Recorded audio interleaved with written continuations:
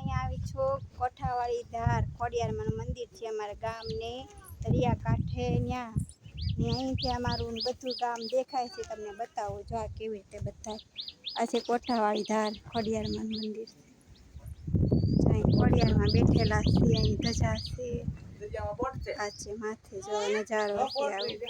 અહીંથી અમારો નજારો બધો દેખાય આ માથે ચડવું પડે જો પગથિયા છે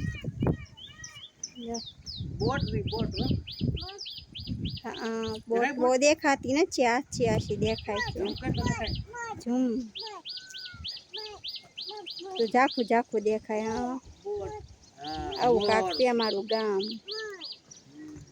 અહીંથી ચડીએ ને તો દેખાય આખું ગામ નકર દેખાય નહીં બહુ આવું ત્યાં છે ગંભીરપુર બાપુનું આશ્રમ